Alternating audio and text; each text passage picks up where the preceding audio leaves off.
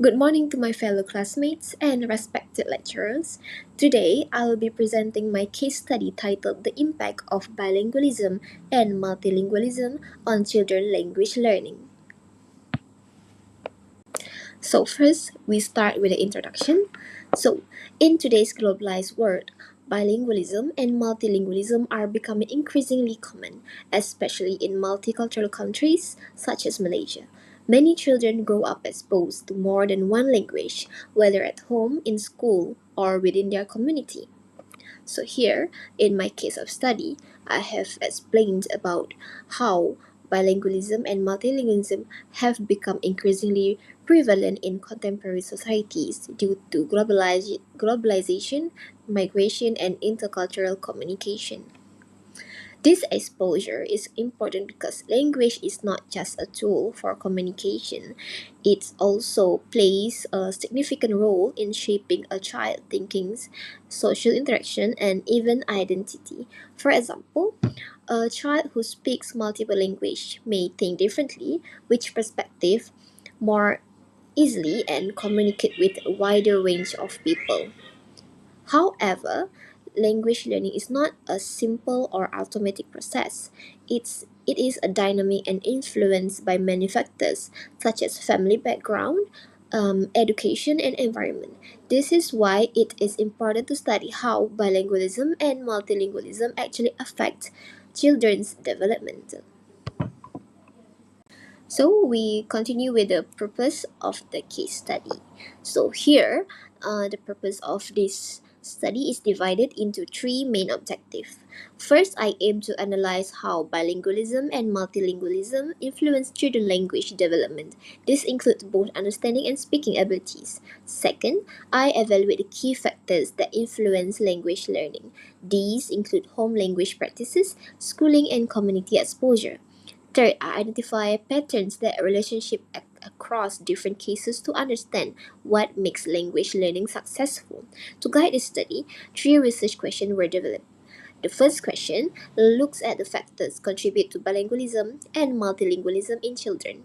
The second question examines how different contexts such as language, learner, and learning environments affect language acquisition. The third question explores how bilingual and multilingual experiences shape children's identities, communication, and learning processes. Next is about the data source. So here we can see a rationale for using secondary data. This study is based on secondary data, which means I analyze existing research instead of collecting new data. Because the advantages of using secondary data is that it is already validated and reliable, as it comes from academic journal articles that you can see here. It also allows me to compare different cases without ethical concern related to working directly with children. So I selected two case studies. As you can see, this is my first case study, which is about bilingual child.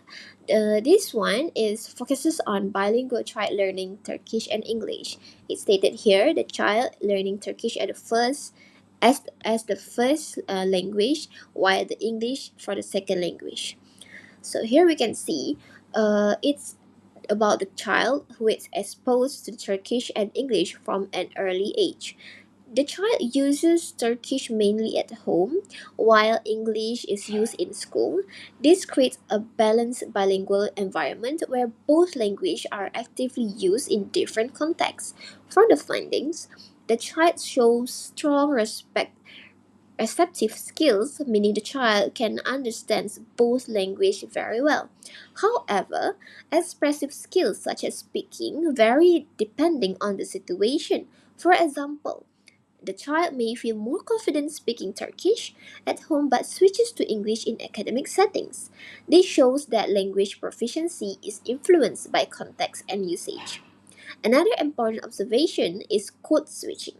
The child frequently switches between language depending on who they are speaking to. And this is not a sign of confusion, but rather a sign of linguistic competence. It shows that the child is able to adapt and use language strategically based on the situation. Overall, this case demonstrates that bilingual skill can develop strong language skill, but their proficiency may differ depending on exposure and environmental. And here I put the family and community language environment, where these play a pivotal role in shaping child language development, because Turkish is dominantly used in the home while English for the academic settings. Additionally, the broader community and school environment provide opportunities for authentic communication in English, which reinforce language use beyond the home, such as exposure is crucial in strengthening both receptive and productive language skills for the child. Next, we go to case study number 2, which is about multilingual child. So here, the second case study focuses on a multilingual child who is exposed to 5 different languages. This child is raised using one parent, one language strategy, which is also known as OPOL. This means each parent consistently speaks a different language to the child. This structured approach helps the child distinguish between languages more clearly and reduces confusion. The finding shows that the child is able to understand all 5 languages, which is quite impressive. However, the ability to speak each language varies depending on context and frequency of use. Similar to the first case, the child also engaged in code switching and language mixing. This is natural part of multilingual development. For example, the child may combine words from different languages in a single sentence. This does not indicate a problem, but rather shows that the child is drawing from the wide linguistic repertoire. Repertoire? I'm not sure. Additionally, the child demonstrates strong adaptability by choosing the appropriate language based on the person they are speaking to. This case highlights that multilingual children are highly flexible, but their proficiency in each language may not be equally developed. And here is about family and community language environment. And again, the child in this case adopts the one parent, one language OPOL strategy, whereby each parent consistently communicate with child in different languages. This home environment provide rich and diverse linguistic input, although it lack of broader community of school exposure. But this is how the children learn to adapt to 5 different languages. This is the critical evaluation and discussion of the case study, where bilingualism and multilingualism among children is highly achievable when the children possess the capacity to acquire multiple language concurrently. However, the nature of their developmental differs significantly because the bilingual child exhibits relatively balanced proficiency across 2 languages, where the multilingual child demonstrates broader exposure with varying level of mastery. From both case studies, several key factors influencing language learning can be identified. First is home language practices. In case study 1, the child experienced mixed language use, while in case study 2, the OPOL strategy is used. This shows that structured input like OPOL is more effective in maintaining multiple languages. But as we can see, the first child is only abide by the 2 languages, which is Turkish and English, while the second child in the case study 2 is processing 5 different languages at one time. Second is schooling and medium of instruction. The bilingual child benefits from formal education, which strengthen language skills, especially in English. In contrast, the multilingual child has limited schooling exposure, which may affect academic language development. Third is Third is community language exposure. Language learning improves when children have opportunities to use language in real life situation. Interaction with peers and society help build confidence and fluency. Fourth is attitude toward languages. When parents and communities value multilingualism, the children feel more motivated to learn and use different language. And lastly, it's about identity and motivation.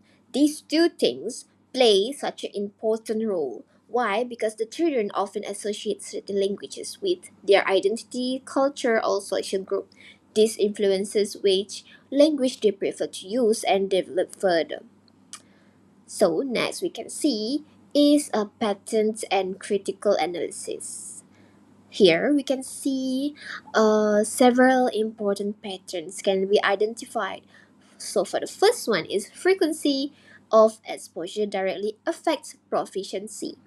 The more language is used, the stronger the child becomes in the language. Second, structured input strategies enhance multiple development. The OPOL strategy, for example, helps maintain multiple language effectively.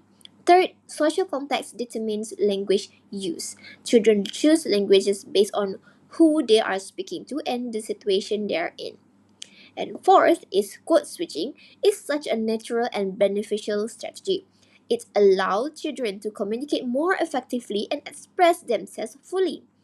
When comparing both cases, we can see that bilingual children tend to have more balanced language skills, while multilingual children show greater flexibility but may have uneven proficiency. This suggests that learning context is a key factor in determining language outcomes. So here we are in conclusion, the last part of this presentation for my case study. So this study shows that bilingualism and multilingualism have a positive impact on children language development. However, the success of learning a language depends on several factors including exposure, environment, and learning strategies. The bilingual child benefits from a balance of home and school exposure, while multilingual child benefits from a structured input but may lack formal reinforcement. Overall, language learning should be seen as a dynamic and flexible process rather than viewing multilingualism as a challenge. It should be recognized as a valuable skill that enhances communication, cognitive ability, and cultural understanding. That's all from me for this presentation. Thank you.